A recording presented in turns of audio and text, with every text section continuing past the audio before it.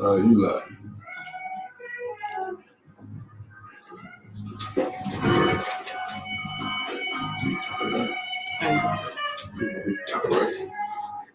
Well, obviously not copyright.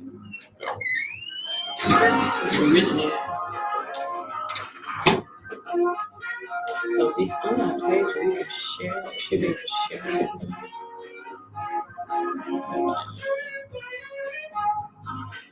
Yeah, start following you, baby. Okay, yeah.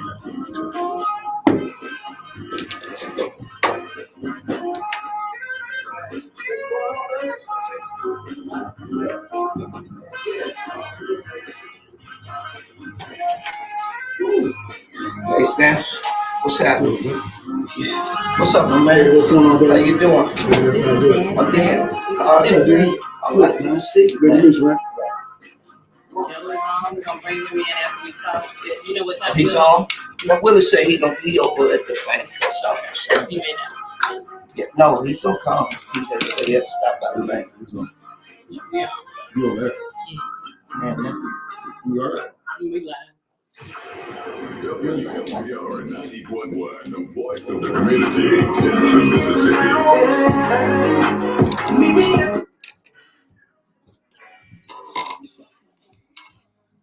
What happened to do?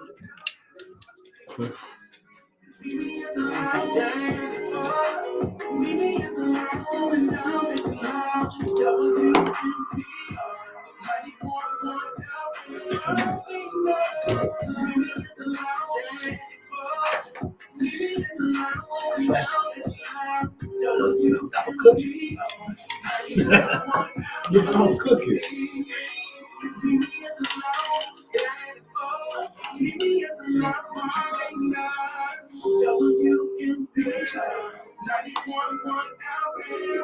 Hello, everyone, and welcome to the Lounge, your 4 o'clock happy hour. We're your hosts, Marlena and Danny. Hey, everybody in Jacktown and surround. Yeah, and then we have a special guest host in the building today, Mr. Silk Breezy. How are you today? I'm fantastic. I am great. I am off the chain. That's good. Silk Breezy. You wearing that Alcon hat up in I there? said, you know, I saw that hat. I said, I almost tossed Turn your head around backwards. I almost Man, tossed look, it. I got bragging rights all year, man. All year. We'll see y'all November or something. Oh, okay. Till then, I can wear all. You gotta talk to him, Rag. You gotta let him know, Rag. I'm gonna let you you see stick it. around. You see it. I brought the bright yellow one too. So I see it. I saw it. Well, it's prime time when you need it. Oh, Lord. where you need to be. So you don't get your smoke. And on that note, thank you guys for tuning in and joining us. And we have a very great show for you today. We have the New Orleans Saints Hall of Famer, Joe Horn, on the show today. We're going to be talking about him, his journey to the NFL, his time with the Saints, and what he's doing now, and his sons. We're going to dive into what they're doing. So if you have any questions for Joe once he come on, the call-in number is area code 601-948-5950. That's 601-948-5950. And as we start the show each Wednesday, we like to bring in the topics or events that happened since our last show. For me, the most prominent topic is this. As of April the 26th, Friday, the Mississippi legislature declared Mississippi as the birthplace of Southern soul music. So that's huge. I'm excited. As you know, we've been the birthplace of many genres, right? And we have not just really received that recognition. Other states, other cities have taken ownership, I guess you can say, of those genres. So for the Southern soul music genre, we got it right. We said, hey, it started here, and we talked the story, so we know it started here, and we're going to, as any child, cultivate it, raise it, and make it, as we're doing now. But definitely a big deal to have that. So, Danny, listen, shout out to Commissioner Stamps. Yes, indeed. The Commissioner of Southern Soul and the people that made this happen, and all of you Southern Soul artists. the older ones, the younger ones, the newer ones, everybody need to be clapping their hands and supporting this resolution because this is great. You know, everything has started here in the South, but a lot of great musicians and singers are connected to the state of Mississippi. And this is, you know, sometimes it's just good to be first.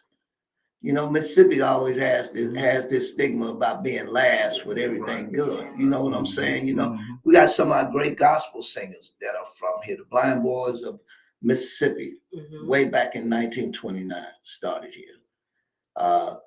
Tyrone Davis. Yeah. Right. Jay Blackfoot. B.B. King. Bobby Blue Bland. All these guys.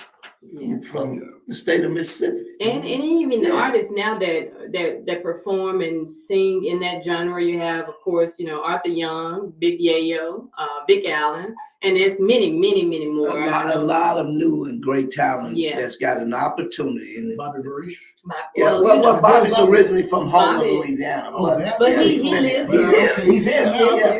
He's cultivating his music here in Mississippi. So, you know, but it's a huge accomplishment. It's a big deal, man. It's a big deal. You think about this. People have an opportunity, like some of the guys you just named. Arthur Young, who 2 years ago was a truck driver. Vic Allen, who I've known since a kid. But all of these guys have an opportunity now to make a good living doing something that's fun, right? Okay. Oh, I'm thinking I'm looking at that camera. You know, where's the camera? Y'all keep moving the camera. Okay. So, hey, to me, that's amazing. Where can you go and make $500,000, $250,000 a year on the job? Yeah. Right. Yeah. And then you get to enjoy what you even do. at the low level. It's not a job then. Yeah, even at the low level, these guys, you know, people are making a good living doing this in this region. Yeah. Because it's not really a national genre, which is what Commissioner Stamps and the people that introduced this resolution. Of course, the House and the Senate, we're definitely appreciative of them for, I think, unanimously voting to approve this. So definitely a huge win. I know there will be on Tuesday, May the 14th, there will be a press conference at the Capitol. So inviting all Southern Soul artists and anyone really, just come out and support that, the artists and witness this occasion. And then there will be a celebration at MBAR following. So yeah, definitely something to look into for that May the 14th. Definitely a huge win. So we should be very excited. Yay, let's go Southern Soul. May 14th, we get to come to the Capitol and do something besides protesting. Yeah, do you listen to Silk Breezy, Southern Soul artists? Okay, who's your favorite right now? I'll probably say King George. Okay, he's hot. He is the top. But see, I'm kind of lame. I really just pull up my own music a lot of times. Yeah. But when I do go places or perform and people have something, so I'm like, okay, I like that. Yeah. Do you notice some of the difference? Like you said, you have the blues, you were talking about Bobby Rush, and now this Southern Soul. Can you feel the difference in the music? Do you sense that? I love it. I love it, you know, especially being a former member of the Sounds of Dynamite. Okay. Yeah, Sounds of Dynamite, Corner State University marching band. See, I'm sitting there rooting for them, all these sonic booms around there. I only know the sonic booms sound, so being a little musically inclined, I love to hear good music. Well, you know, I'm not gonna speak too much on her. You know how I feel. I'm, Sonic Boom. That's okay, no, but HBCU, our corner's cool. It's a love rivalry. Yeah. You know, it's a hate-love relationship. That's true. It is, and that's what it's all fun. We HBCUs, we all stick together. We got to. It's all fun. Most definitely. But yeah, so I know you guys are really interested to speak with Joe Horn. What we're gonna do is we're gonna pause. We're going to take a break and come back on the other side with Joe Horn. Again, if you want to have any questions for Joe, the calling number is 601-948-5950. And we'll be back.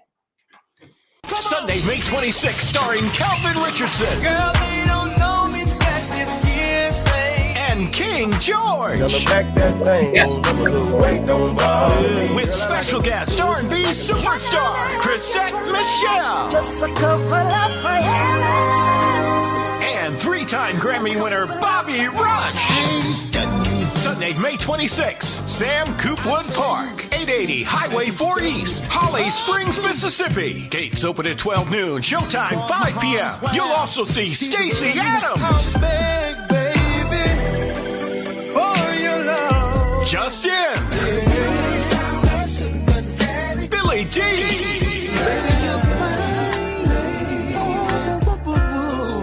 Jay Lake, Come on and ride with me.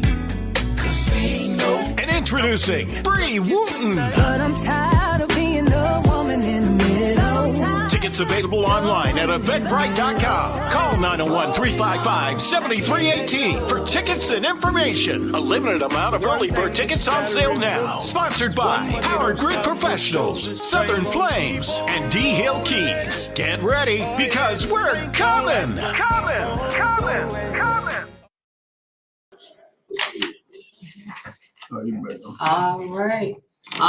right. Welcome back. And thank you guys for joining us. And as we promised, we have the New Orleans Saints Hall of Famer, Pro Bowl player, Mr. Joe Horn. Joe, welcome to the lounge. How are you today? What's going on, y'all? How's everything going?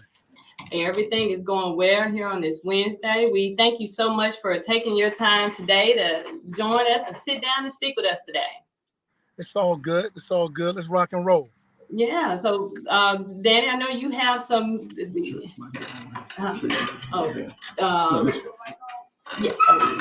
have some information. Well, Steps is over here. I mean, he's doing his thing. He's like a spider over here today, man. What's going on, Joe? Hey, what's going on, partner?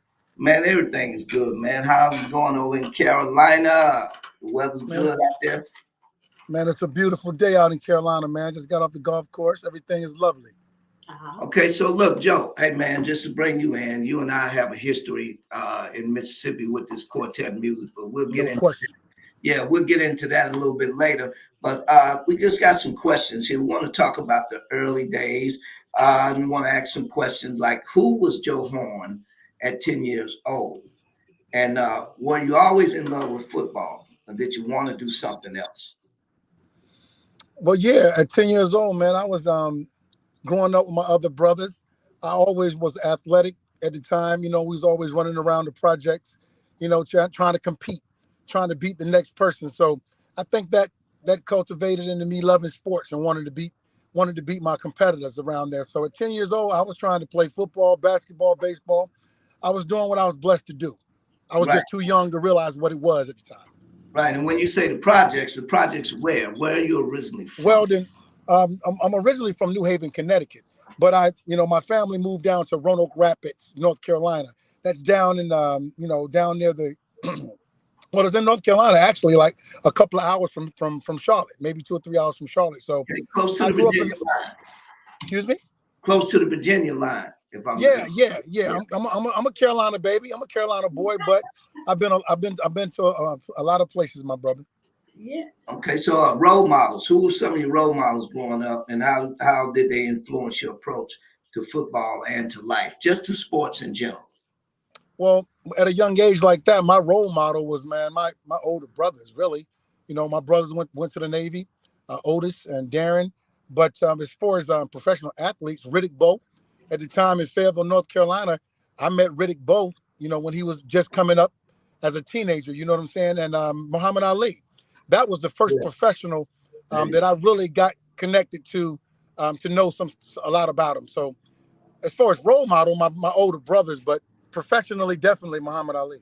Yes, sir. Wow. Okay. That was a great role models. And like you said, you always wanted to be football, right? You was it anything else? I know I saw where your mom, she was a gospel singer and you're big on the quartet, but was always.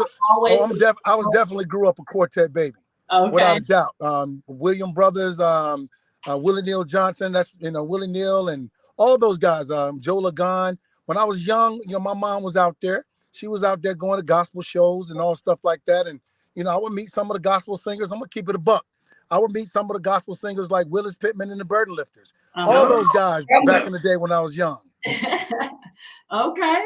Yeah. But then you just knew, like I said, you being in that world, enjoying that world, but football was always the main thing for you. Well, sports really. I mean, baseball. I could have played. I mean, I don't like to talk in hypotheticals, but since we're having a conversation, baseball, I could have played baseball, basketball, whatever sport it was that season. I was that guy for that season. So football was just the fate that the Most High God, my ancestors, had me playing. Right. That was just that was in my plans for my fate. Okay. Now, can you tell? I know you. So I saw you Tupelo, Mississippi. Did you transition, move to Tupelo? How was that journey? Well, I went to ICC. I played with the ICC football team, the Indians down there. I was in Douglasburg High School in Fayetteville, and when I didn't go to a bigger college, ICC recruited me. The South Carolina Gamecocks head coach wanted me to come to ICC in Fulton, Mississippi. So that's how I came to Mississippi. So I'm a big believer in faith. I know a lot of people big believers in faith. I can respect that. Everybody's what they believe, but faith brought me to Mississippi, and it was a beautiful thing.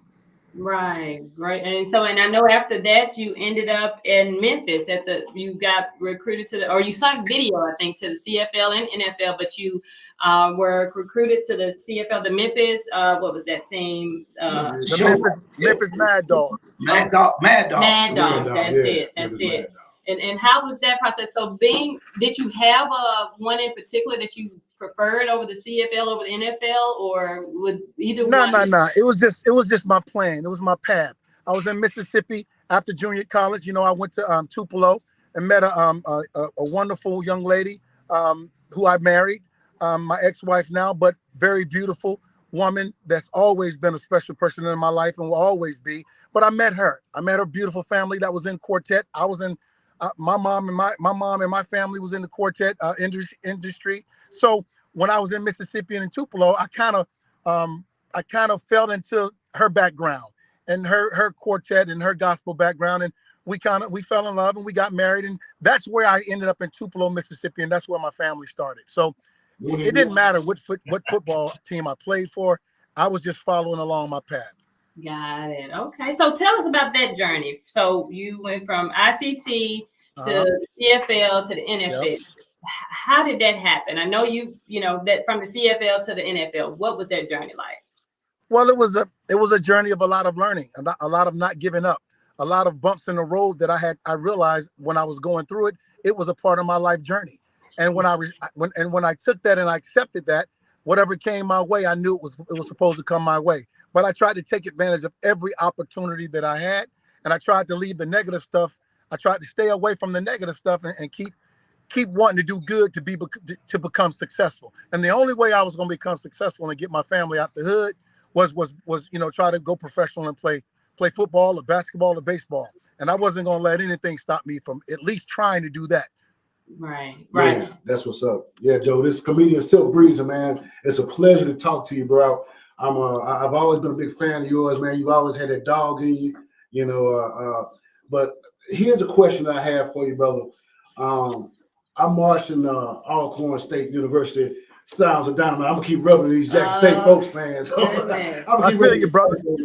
But having that experience, I was always able to be down right at halftime, lining up, getting ready to watch so we see the last few seconds of halftime, and you see how fast the game was. But then I had the pleasure of doing a halftime show for the Tampa Bay Buccaneers and the Detroit Lions. Got to meet Barry Sanders, all that. But to see the difference in the speed, how did you adjust to that from college to the NFL? Because, man, those cats, bro, y'all was moving in the NFL, dog. Well, you have to adjust. If you don't adjust, you'll get left behind. And that's in anything, not just sports, not just NFL football, in the radio business and working at a factory. If you go there and you see that everything that you used to do is brand new and people are moving, if you don't hurry up and go, you'll get left behind. And that's the same thing with NFL football. NFL football is like a flash from college. College is more slow. You got more things to do. But in the NFL, you're a grown man. You got a family to feed. You got to do it and get it done. And that's how fast that game go. Man, you're right. You're right. Man. I love your energy, man. I love it. Right. Well, Joe, at ICC, me being from North Mississippi, from that, living in that area, I heard about you at Itawama. And of course, you met my friend Tweety Bird, your ex-wife, and the Beans, which I'm going to shout out. JC Bean, your father-in-law and mother-in-law and your sister-in-law have been a part of the Mississippi Mass Choir for years. Absolutely. So they got history here with this music in Yeah. Jackson. Shout out to Mississippi Mass. But you broke several records at Itawama, and not just at Itawama, and on the JUCO level. Period. So would you think that had a lot to do? I'm sure it did with the pros noticing you. Oh, without a doubt. As far as records, I don't keep up with records respectfully, but man, listen, it was a road that I believe my ancestors had me on, man. I believe it was my fate. Like you mentioned, some powerful names. JC Bean, who I believe is the GOAT. I'm always calling my father-in-law because he's a father. He's always been a father to me. And if it wasn't for him or Miss Bean or Tweet, my ex-wife, who's a queen, I wouldn't be where I am today. And so I'll kind of sum that up with, I did a lot of great things. I mean, some good things at ICC, but I wasn't the greatest player at ICC, and I didn't break that many records. But it was my fate to go there, to experience what I had to experience, to meet who I had to meet, to get on my next path in life, and that was to go to the Canadian League and on from there with a beautiful family who took care of me, who I always take care of and always be a part of to the day that I die or they die. They helped me get along. So to sum that up, brother, ICC was good. It was nice, but at the end of the day, I had my ups and downs with ICC and a lot of things that went on. But the past is the past, and I made it thus far. Okay, so who's the best tight end, in your opinion, that you played against during your time with the Saints? The best tight end that I played against in the NFL? Yeah, if you had to choose one. If I had to choose the best tight end that I played against in the NFL, oh man, I want to say, the best tight end that I played with is Tony Gonzalez. Okay. Yeah, definitely. Tony Gonzalez is the best tight end to me that's ever played in the NFL. So I don't think I can really compare the best one I played against, other than Shannon Sharp. Yeah, Joe was a receiver. So you played wide receiver, correct? I think you're saying the best DB I ever played against, right? Yeah, well, I'm reading these questions. Yeah, I usually go off the top of my head, but I put my glasses on. It's all good. I can help you out, my brother. The best DB that I've ever played against, man, I can't, off the top of my head, with all respect to all the DBs, my man, I can't remember one DB that kind of like really stopped me, but I had a difficult time with a cat down in Green Bay named Al Harris. Al gave me the best game because he was bump and run, and he was in my face the whole game. Other cornerbacks in my career, I can't remember other than the guys that I played with, and that was Dale Carter and James Hasty for the Kansas City Chiefs. Oh, wow. Okay. Yeah. Very cool. Well, during your time with the Saints, you primarily with the Saints, but you played for the Chiefs and the Falcons as well. And these stats are correct. Over your career, you played 163 games, 603 receptions for a total of 8,744 yards, averaging 14.5 yards per reception, and scored 58 touchdowns and had long reception of 76 yards. Is that accurate? Well, good job, young lady. Good job. Yeah. So Internet's something else. Right. That's what I want to bring up. Make sure they know, who Joe Horn is and your career. Okay, I appreciate it. Little big So I know you retired. You played for the Saints for 7 seasons, and you retired in 2010. I know I saw you said the Saints was really dear to you. That was, a team that you really enjoyed. And you retired in 2010, but then the Saints won the Super Bowl also that year. What was your reaction to that? How did you do it after that Super Bowl win? Well, I cried like a baby because I know all the history with the Saints. I cried like a baby when on the bed that night they won because the city deserved that. Yes. After everything that we've been through, the city deserved to have that type of feeling that everyone else in their cities that won the Super Bowl had. I wasn't there physically, but in the spiritual form and in an energy form, trust me, I was in the middle of that dome, on top of the dome when it was going down. Yeah, I think everybody was. You know, Katrina was just a horrific time for New Orleans. So, and I'm an avid Saints fan. My dad's a Saints fan, and I grew up a Saints fan. So I know what we felt when that win. That it was like an accomplishment of everything the city went through and the rebuilding, and then the win. That was very major for the Saints, but also for the New Orleans and Louisiana as well. Good. Good for you. Good for you. Good for your family. Good for all the Saints fans that enjoyed it and deserved it, because the whole city. I mean, Mississippi too. Mississippi and Louisiana, because there's a lot of Saints fans in Mississippi. Oh yeah. Right. Definitely here. Definitely here. Well, they talk about the signature cell phone celebration. Now, I've heard about it. I saw it, and I even went back and watched some of the interviews. I know Dan Patrick sort of made me a little upset with the interview with him. Out of all your accomplishment, it seemed like he just wanted to focus on that. What happened? What did he say? Can you share? He scorched them. Well, he was just. Phone out and called, say, "Hey, look at this." Well, that was the moment. I want Joe to tell us about that. But Dan really he just kept at it. He kept at it, talking about that moment. But can you tell us what inspired that moment is in regards to the cell phone moment? And I want to know when did you put the cell phone in there? That's what I want. Well, it was and I'm gonna try to sum it up real quick. It was a touchdown celebrations was going on. Chad, Ocho, T.O. was doing different celebrations. So, I mean, I was like, look, let me shut this down. Let me do some stuff that these cats not doing. So at the time, my kids had to go to school on Monday. Tweet wasn't going to let them go to a Sunday night football game. And this was the time that we was doing touchdown celebrations. So I was like, you know what? When I was leaving out the door on Sunday evening, the kids, JC, South Boy, my other son, they wanted to go to the game. So I was like, look, I was rushing out the door, and I was like, I'll call you. So when I was leaving out, I called my man Michael Lewis up, and I was like, look, I want you to put my cell phone under the goalpost. I don't care which one it is. You just tell me when I'm on my way back in the locker room which one it is. Right. And I just wanted to do that. And guys, I believe in, like I said, I believe in fate. If it wasn't meant to happen, it wouldn't have happened. So I had one cell phone in. I didn't have two cell phones like Mike Thomas. Mike T had one in his own and one in the other. Right. I had one cell phone in there. So it was supposed to happen. Yeah. And back, I think I ever heard you talk about how NFL versus when you play versus now, it was just people were doing that. They scored, they did, had different type of celebrations and stuff going on as far as the players. So, like you were saying, the fans, I didn't hear anybody getting offended about it. It was just one of those things to celebrate, right? And that was your way of celebrating. Absolutely. At the time, it's a lot of new rules that's getting overturned now. And old school players back in the day couldn't do some things we could do when I was playing. Now these kids can do now some stuff that we couldn't do, they can do now. So it's all good. It comes with the time. And Dan at the time was doing his job. He didn't like it. He didn't like it at the time. He was trying to do all he could do to get the NFL to try to find me as much as they could, and it looked like it worked. Right. Oh, wow. Right. What they end up tagging you, bro? Like 30K?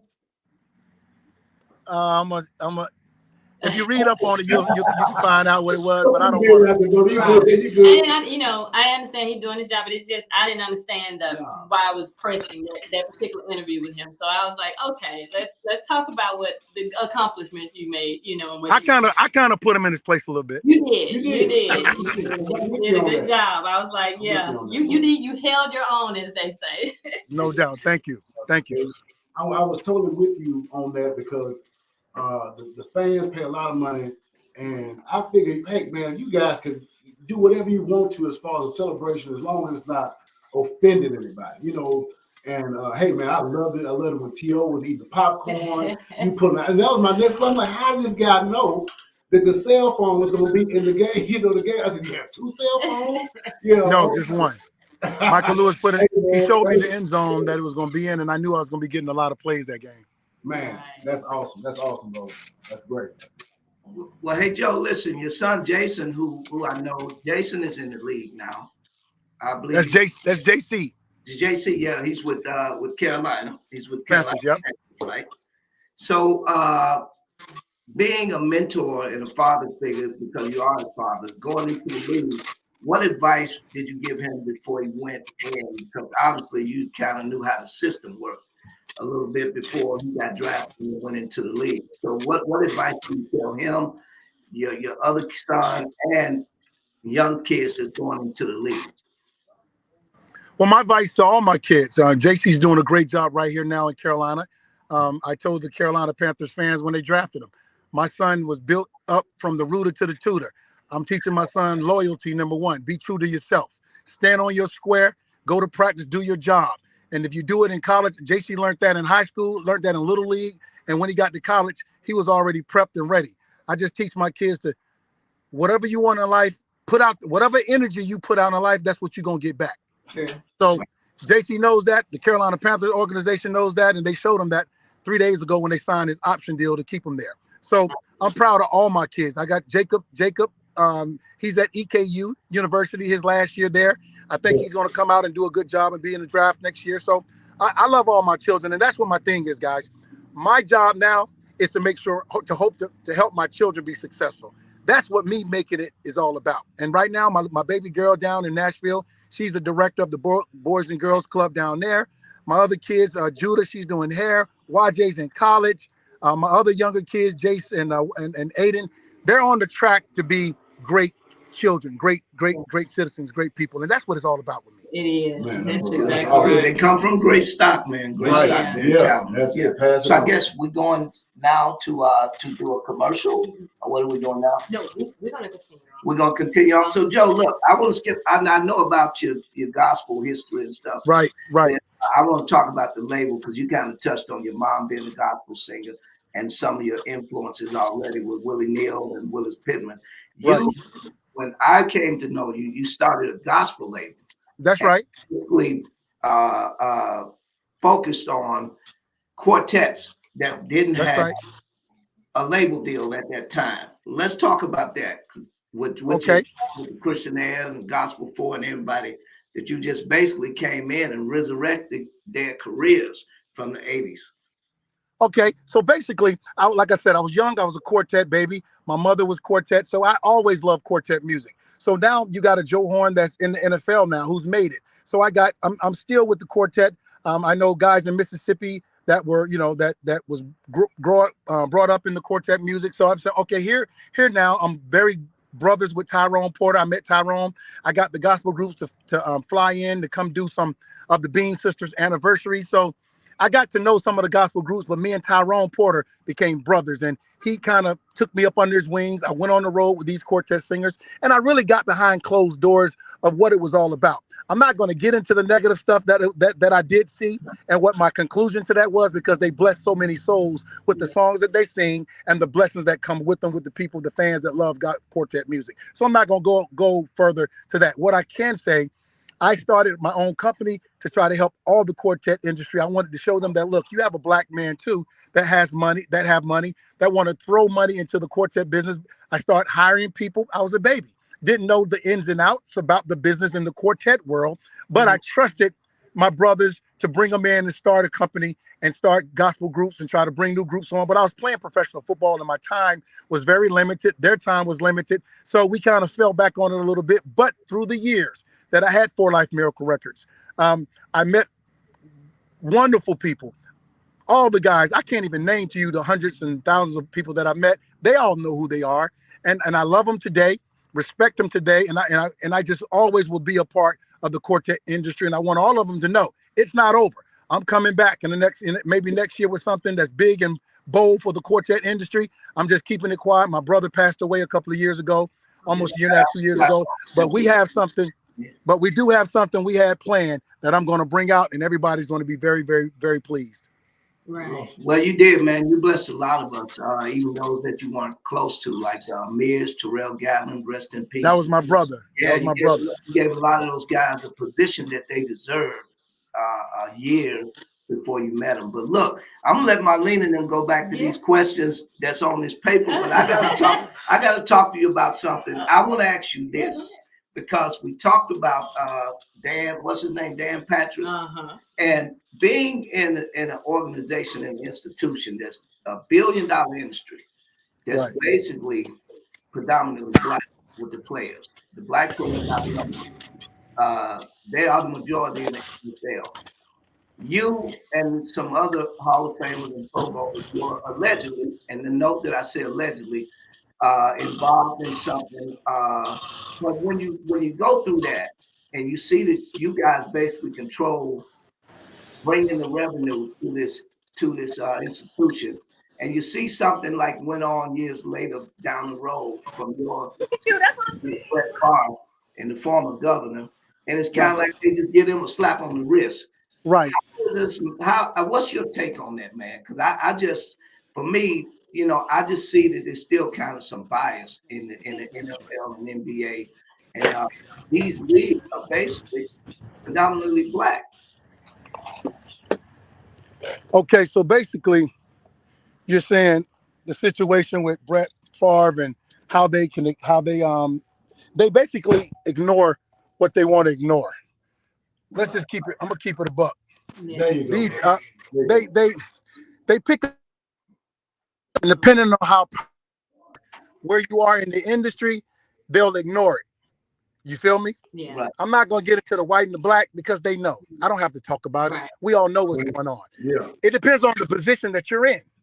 Even if you're black, if you have a high position in what you're in, and it can make money for whatever organization that you played for, or whatever product that you're representing, you're gonna get a slap on the wrist. And I love Brett Favre. I know Brett Favre, so I'm a big fan of Brett.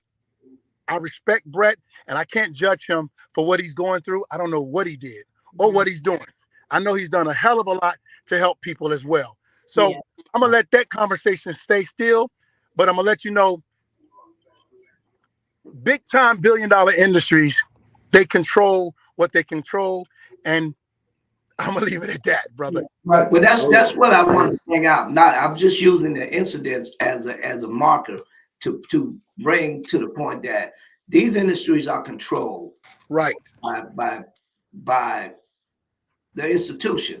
But Absolutely. yet all of these black players on both sides, NBA and NFL, and you guys kind of have to walk a chalk line on what you can say, what you can do, you know, and where you can eat, and it seems unfair to me, but I get it. I just wanted to know your take on it by being in the league for such a long time. How did you necessarily feel about the institution, not necessarily about an event or something that happened? But yeah, so you gave it to us. You kept it a buck. Yeah. Well, back to your NFL career. Is there? Absolutely, brother. I'm sorry. Go ahead. I think Keep driving. oh, okay. Yeah. So, is there any particular moment? I'm sorry. Is there any particular moment or play in your career that sort of defined you? Because I know you said you're a strong, driven person, and whatever you put your mind to, you're gonna achieve it. But do you see any particular can you recall a play that or moment in your career that defined you as an NFL player? Yes. When Hurricane Katrina came and we had to play our first game in New York as a home game, we were in San Antonio, Texas. And when I knew I had made it, and what defined me was when I was meeting the President of the United States, George Bush Sr. Yeah. Okay. His Secret Service asked me to come to the middle of the field because he wanted to meet me. And when I went to the middle of the field, I pulled Fred McAfee with me. Fred McAfee is from Mississippi. But Fred didn't think that he was qualified enough to come with me to meet the president, and he decided he didn't want to. I physically grabbed him and told him, "This is a time and place, brother, that you'll never in your life ever have a chance like this again. You coming with me because he want to see Joe Horn. If he want to see Joe Horn, he gonna meet Fred McAfee too." That's right. That's right. No, that's monumental. So that's a part of my career that defined me, that I remember. Right. That's a monumental time. I know during, like we discussed earlier, during that time, it was, it was an emotional time. It was a rough time. It was a lot just going on. So being able to have the president to pull you, to the field, that's, or the senior, Bush Senior, that's huge. That's definitely monumental. Man, and I wanted my brother to experience that with me. Yeah, most definitely. That's what's up, Joe. Hey man, I'm so glad to actually be talking to a professional football player. So maybe you can settle one. You know, you go to work. Everybody Monday is a Monday morning quarterback. But we have always had this discussion. If you were to start a football team, what would you consider, or what positions or position would you want to fill first and say, okay, we're going to build a team around this, either whether it be defense, offense, quarterback? What is your answer to that question? If you knew you were about to start a team, what would you start with? I'm going to have to start. Me personally, I'm going to have to start with the offensive line. There we go. There we go, Joe. There we go. Boy, man, I cannot wait to go to work tomorrow. Joe, you have made my day. Yeah, think about it. But think about it. Think about it. You can listen. Think about it. If you got a great offensive line, you can take a subpar quarterback and still go to the playoffs. Yes. I say you take the offensive line of the Cowboys in the '90s. My grandmama could have got 75. Oh, boy, please. My grandmama could have got 75. Okay. Wrap it up.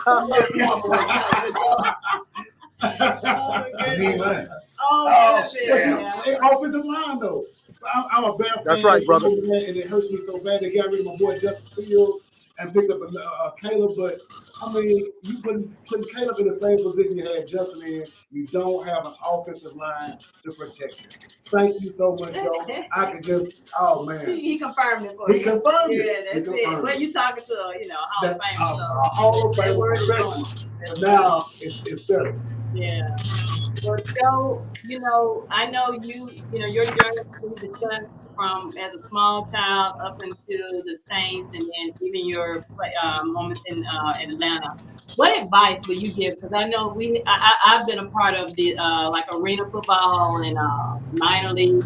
What advice would you give some of these players or young children what advice would you give players or children that's looking at you or looking at going into the NFL one day? We know that how that the odds are, but what advice would you give them for that path to go like as you did from a child to an NFL player? My advice I'll split it up. My advice to the younger kids today is to I think he's trying to try to stay away from the negative energy. Stop you, man. Say it again. I'm sorry, guys. I'm on my way to my son's football game. I'm sorry. Oh, no worries. We're gonna let you repeat that one more time for us. I would tell the young kids to stay away from all negative other so-called friends that they have, because sometimes your friend that you love, that you think that love you, can pull you down and keep you from being successful. Right. Okay. And what about the young?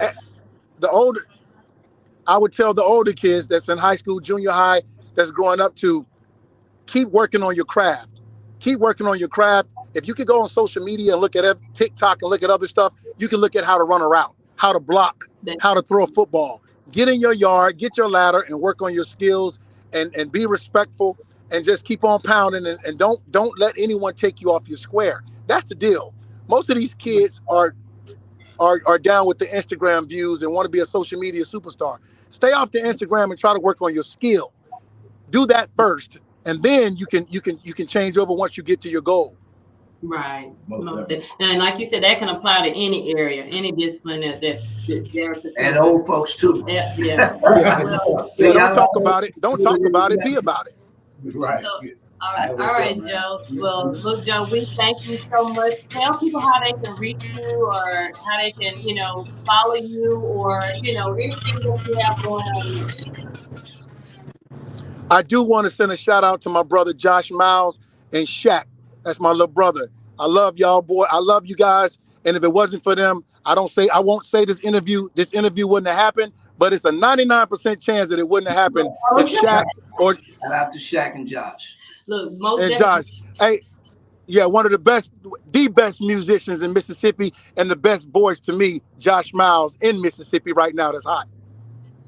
Most of shout out to Shaq and Josh. We appreciate you. And Joe, we thank you so much for taking the time out of your busy day to speak with us today. And please don't be a stranger. Come back on soon. God bless. I love Mississippi. Thank Thank you. you, We love Joe. you too. Hey, bro, talking to you, man. You have inspired me today, brother. I love you, dog. You be safe, man, and do your thing, dog. Well, thank you so much, Joe. And now we're going to keep it rolling because we have another special guest here in the station or studio with us. Come on, Mr. Willie Clay. Pull up. Come on up. Come on up. Willie. How are you today? I'm blessed, but I'm about to be gone. Joe.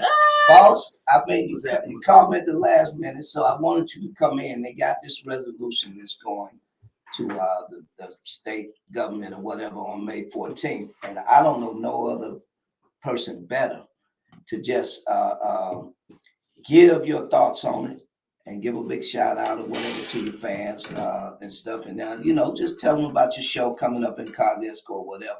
But I basically wanted you to stop by and I thank you for talking to me. Your name just right mention here. something about this resolution. Well, listen, first of all, it's always wonderful that anybody want to do anything for someone in Mississippi, and definitely this Mississippi resolution, which is wonderful. But by the same token, I wish I could be here, but I got something a little bit more important. Oh, we understand. And that got to do with me. You know what I mean? Yeah. So, but Mississippi know how I feel, and Jackson, Mississippi know how I feel about them. The whole state of Mississippi know how I feel about them. But guess what? I am a Mississippian. There you go. You feel what I'm saying? Born and raised, cornbread, black eyed peas, collard greens, all that good stuff. And if anyone really want to know, the Delta is the heart of soul and blues music. Bottom line, hands down, that's where it comes from. Yeah. So anybody else that's perpetrating this thing, talking about they know anything about the blues, yeah, you know of the blues, but it's not in your soul. It's not in your bones. You got to be born in the Delta of Mississippi. Yeah. Well, talk about that, the origin. Tell us about that history of it and how it began there in the Delta. Well, first of all, you probably too young to know anything about Narragansett. Okay. Narragansett, Mississippi, is right up there where you got Rolling Fall and all that stuff, which is where the blues actually originated from. Okay. Back in the day, make a long story short, when the black man didn't have nothing else going on, all he had was the blues. Mm-hmm. The black man only had 2 days to be free. Mm-hmm. When he got off work at 12 o'clock on Saturday and on Sunday, you had a black man on Saturday that they gave a juke joint. Yeah. On Sunday, they gave a black man a chance to preach the gospel. You feel what I'm saying? Mm-hmm. So when you look at it like that, you got the blues, then you got the gospel, then you got country music. Right. Which all of those are kids of the blues. And would you agree they started, Mississippi was the home of all of those? Oh, no, anything but about it. No, anything but about it. John Lee Hooker, Jimmy Reed, Little Milton, B.B. King, Albert King, Jerry Butler, my girl that had one big record, Ruben Andrews. Okay. Denise LaSalle. Yep. And the list goes on and on and on and on. You know what I mean? So Howlin' Wolf, you had 8 soul and blues artists that come out of the Delta. Right. Tyrone Davis from the Delta. Yeah. Yeah. But you had 8. Mm-hmm. You didn't have 9, you didn't have 10. 7 of them are gone. Yeah.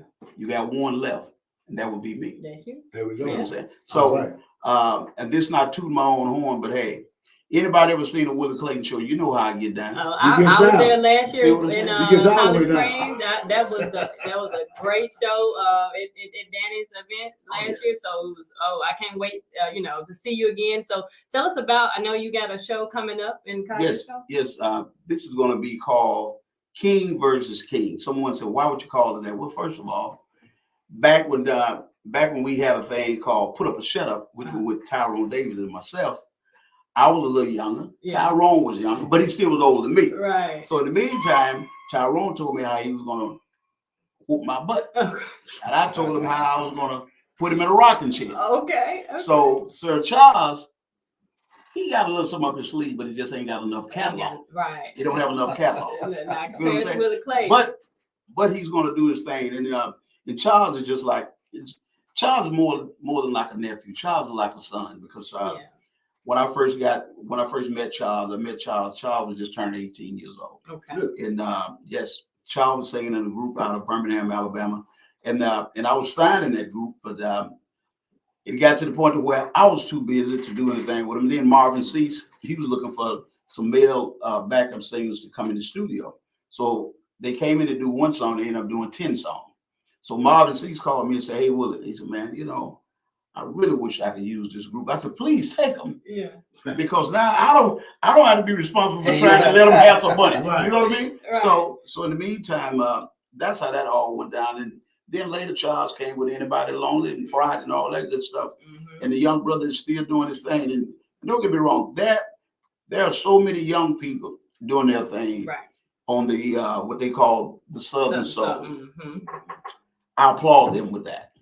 Unfortunately, I'm not. You feel what I'm saying? I'm not. I'm soul and blues.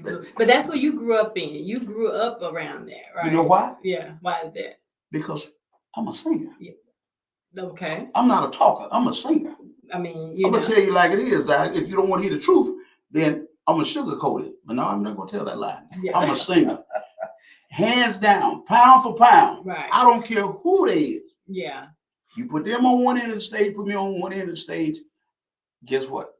Willie Clay gonna be the last man standing. There we go. The business. You know what I'm saying? When they sing, baby. I take no prisoners. I take no prisoners. And listen, in case anyone haven't, heard about what's going on here at NPR, they got a wonderful thing going on here. They got a podcast going on. They got a live thing that they're doing, with live interviews. Hey, y'all need to tune in. Make sure that you don't forget about WMPR 90.1, the mouth of the South. They're still doing their thing.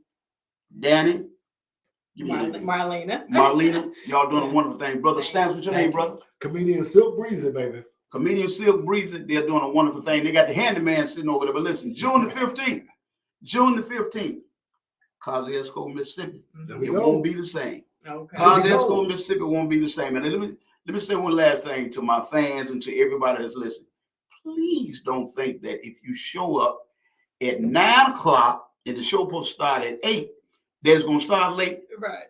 Hell no. That's what I'm talking about. Hell no. Man, you missed it. Hell no. You missed half of it. Not what they say, CPT, not CPT. We're gonna start on time. And just like Danny of Danny Boy Entertainment said, he told somebody the other night, I can promise you this. Charles gonna have to do an hour. And Balls might sing all night. You never know. You never know. So hey, listen. Once again, I want to thank you all for having me. But let me take a good look at this, Danny. Yeah, look, it's this state of Mississippi. State of Mississippi. That's it. It's so this is what this is for. So like you was mentioning the blues. I see you have a lot of Mississippi on here. It's which is a wonderful thing. Mississippians, but like you were saying, country and blues, other cities and states sort of say home, birthplace, right?